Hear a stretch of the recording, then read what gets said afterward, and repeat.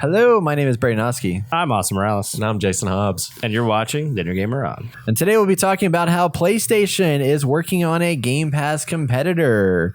It's a 3-tiered system, a lot of options. Would you buy a PlayStation Game Pass? We're going to talk about what this entails and if we would buy it ourselves on this episode. Let's go. Spoiler, we do. We want it. No, don't spoil. And as always, you can like, subscribe, bang that bell. So, thank you.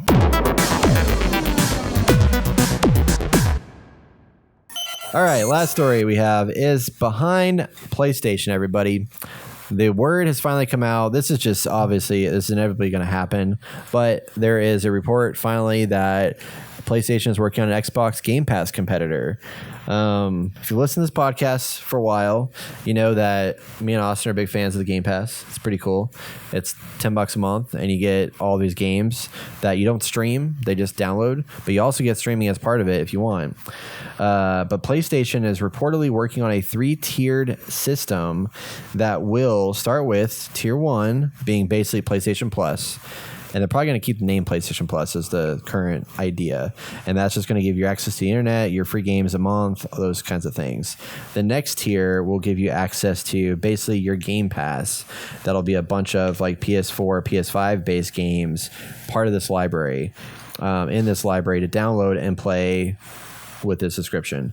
And then the third tier will bring extended demos, game streaming, so PlayStation Now will be integrated into it, and they're going to kill the PlayStation Now name, and it's all going to be part of this big package and potentially give you a bigger library that could include PS1, PS2, PS3, and PSP games all under this subscription service. So then the other thing is that the launch date is suspected to be spring 2022.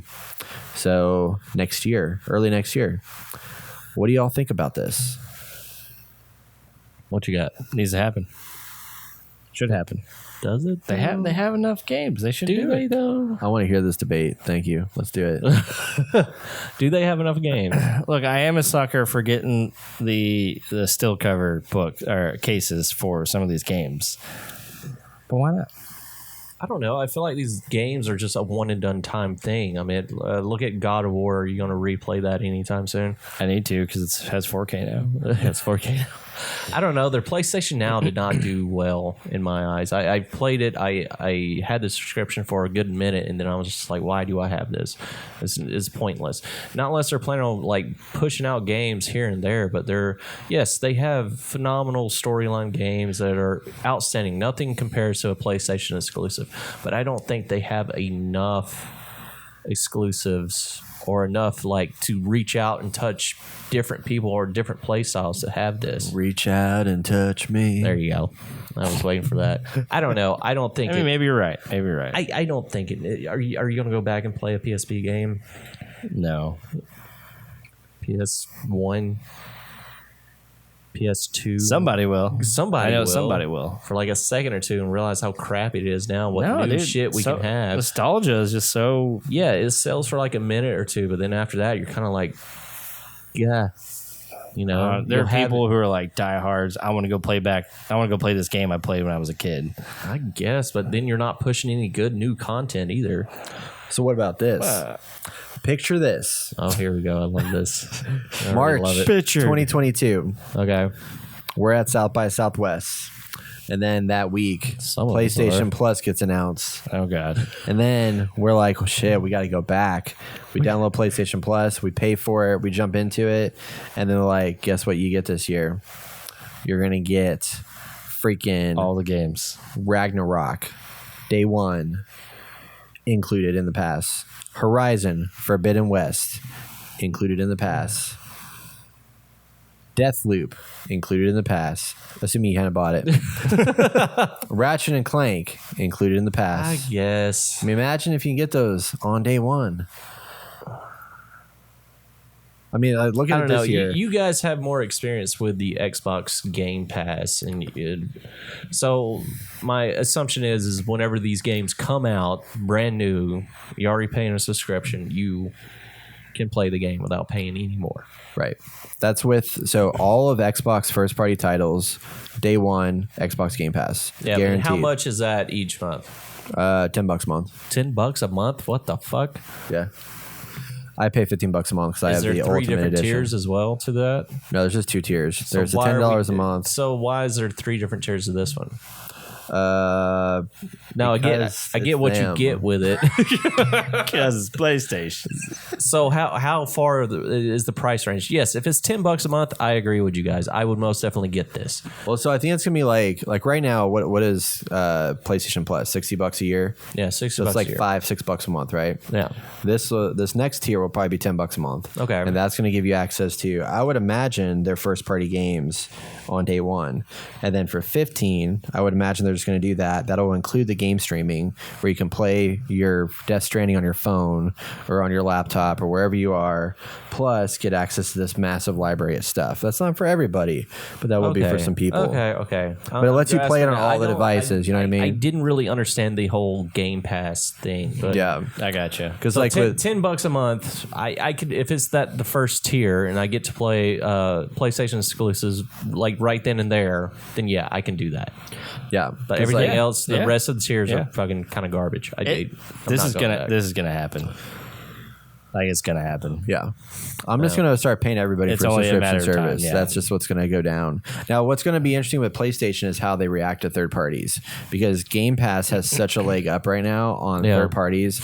They've made a deal with EA where EA Play is integrated into Game Pass. So if you pay for Game Pass, you get the base subscription of EA Play, which gives you access to like a shit ton of EA games, which is a big deal. They haven't done a deal with Ubisoft yet, but that would be smart too. Yeah. Ubisoft should just get rid of their Ubisoft Plus Connect crap. bullshit and just like utilize one of these 2 services.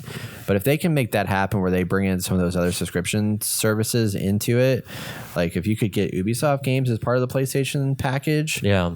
that would be a pretty big deal too. Yeah, Because you that get would. Far Cry 6 day one and play that and realize it's not great, but you didn't pay for it, so that's cool. I wonder how they get money from that then. I don't know. So we never figured that out.